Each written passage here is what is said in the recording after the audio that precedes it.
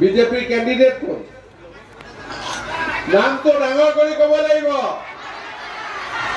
কামাখ্যা প্ৰসাদ তাছা হয়নে ঠিক আছে আৰু প্ৰথমবাৰ আমি কাজিৰঙা সমষ্টিৰ বাবে ভোটদান কৰিম সৰু পথাৰত মই কামাখ্যা প্ৰসাদ তাছা কিয় ভোট দিব লাগে মই বহুত বেছি কোৱাৰ প্ৰয়োজন নাই কাৰণ কংগ্ৰেছ দলৰ যিগৰাকী প্ৰাৰ্থী এইবাৰ এমপিত উঠিছে তেওঁ আগতে সৰু পথাৰৰ এমএলএ আছিল আৰু সৰু পথাৰত তেতিয়া কি কাম হৈছিল আপোনালোকে জানে ৰজনীনা তিৰ্কি সৰু পথাৰ সমষ্টিত একোৱে কাম কৰিব নোৱাৰিলে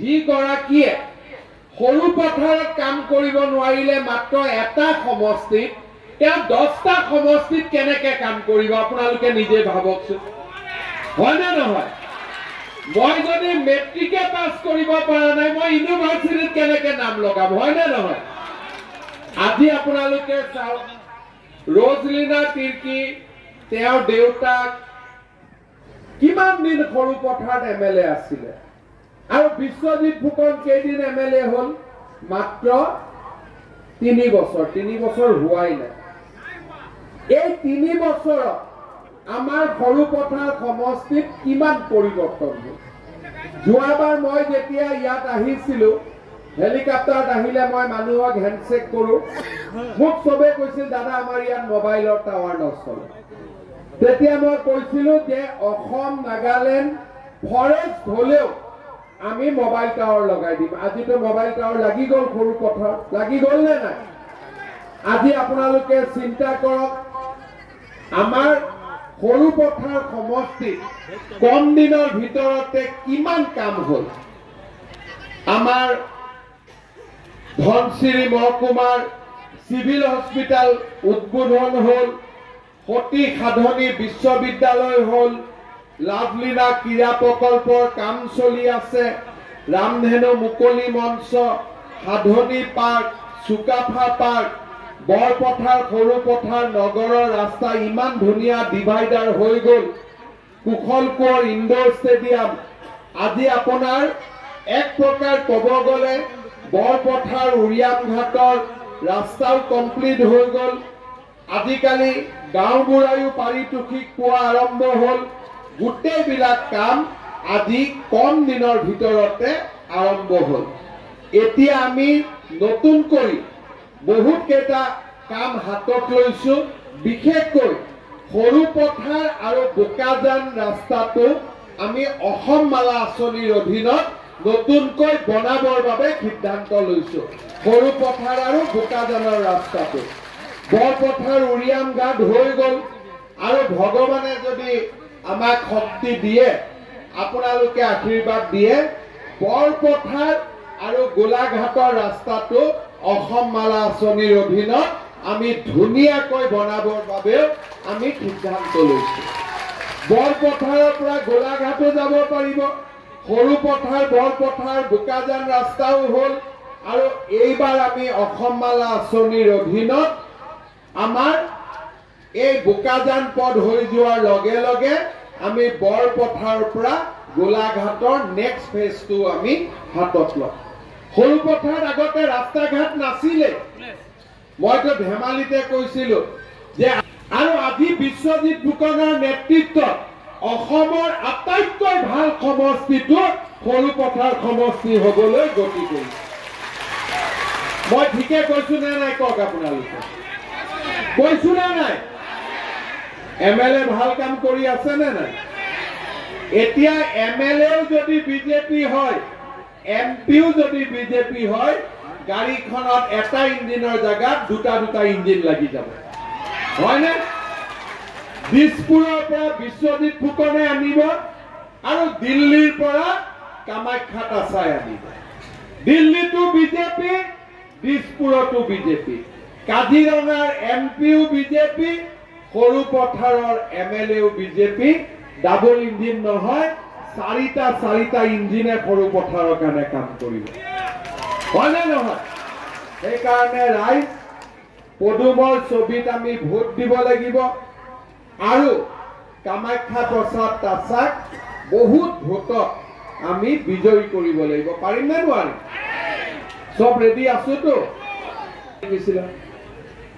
বিশ্বজিৎ ফুকন জিকিছিলে 40,000 ভোটত আৰু এইবাৰ পুৰণা সৰুপথাৰ সমষ্টি মৰঙীকে ধৰি আমি জিকিব লাগিব 1 লাখ ভোটত।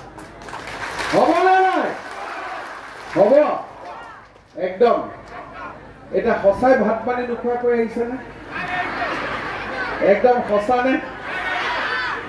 আচ্ছা, এটা কথা কওকচোন, আপোনালোকৰ ৰেচন কাৰ্ড কাৰ কাৰ ঘৰত আছে? বাইদেউহঁতৰ ঘৰত নাই ৰেচন কাৰ্ড? হাত দে লগাব। অলপ ভাতটো নোখোৱাটোতো অলপতো ৰিজাল্ট পাব লাগিব নহয়, হয় নহয়? আচ্ছা, এটা অৰুণোদয় কোনে কোনে পোৱা নাই? হাত দাঙি। আৰে নোপোৱাবিলাকে হাত উঠাওক, চবে উঠাই দিলে। পোৱাখিনিয়ে নামাই দিয়ক। মই জানো অলপ চলপেতো পাইছে। আচ্ছা, ইমানে অৰুণোদয় পোৱা নাই?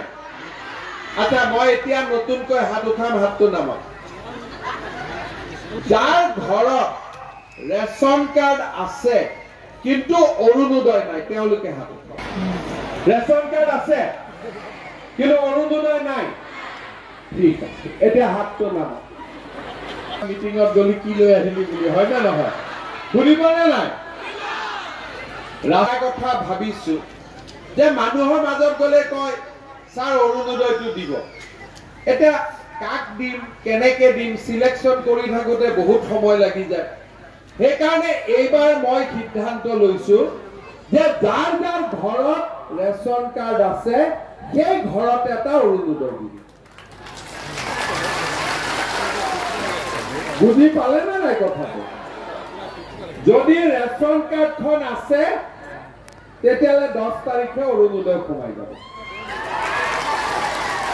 আৰ যদি ৰেশন কাৰ্ড নাই, বায়োমেট্ৰিক টাইমেট্ৰিক দুই এটা ব্লক হৈ আছে, সেইকেইটাক ৰেচন কাৰ্ড দি পেলাই অৰুণোদয় দিব লাগিব।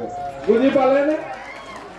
এতিয়া তাৰ কাৰণে মইতো নাজানো কোনে কোনে অৰুণোদয় পোৱা নাই, হাতটোহে উঠালো। কিন্তু এতিয়া মই বিশ্বজিৎ ফুকনৰ হাতত এখন ফৰ্ম দিছো। আপোনালোকৰ বুথে বুথে যাব আৰু যাৰ যাৰ ঘৰত ৰেচন কাৰ্ড আছে কিন্তু অৰুণোদয় পোৱা নাই, আপোনালোকে নাম কেইটা লিখি মোলৈকে পঠাই দিব। হ'বতো? ইমানখিনি কষ্ট কৰিব পাৰিব নে নোৱাৰে? এটা সকলোৱে অৰুণোদয় পালে ভাত পানী নোখোৱাকৈ মিটিঙৰ পৰা গলেওতো অলপ কষ্ট কৰিব পাৰিম না? পাৰিম নে নোৱাৰিম? পাৰিমতো? ঠিক আছে, একেবাৰে শুনি থাকিব, মই আৰু কেইটামান কৈ যাম। হ'ব? আকৌ এবাৰ অলপ কষ্ট হ'ব। এনেকে 26 চনত যেতিয়া মই সুধিম অৰুণোদয় কাৰ কাৰ আছে, ইমানে হাত উঠিব লাগিব। বুজি পালেনে? আৰ 26লৈকে ৰখিলে দিগদাৰ হ'ব। বিশ্বজিতে মোক গালি দিব, এইটো 25তে শেষ কৰি দিম। ঠিক আছে, সোনকালে কৰি দিম যাতে 26লৈকে অলপ ভাল কৰি অৰুণোদয় পাই আমাৰ মনটো ভাল লাগি থাকে। আজিকালি আমাৰ ঘৰত এজন উপাৰ্জনকাৰী মানুহ থাকে। দাদা হ'ব পাৰে, মা হ'ব পাৰে, দেউতা হ'ব পাৰে। যেতিয়া ভগৱানে নকৰক সেই মানুহজনৰ যদি মৃত্যু হয়, তেতিয়া আগতে কি আছিলে যে ঘৰত কিবা এটা টকা হলেও সাঁচি থৈ গৈছিলে। এতিয়া যদি আমি অলপমান কোনোবাই গৈ চাই দিয়কচোন।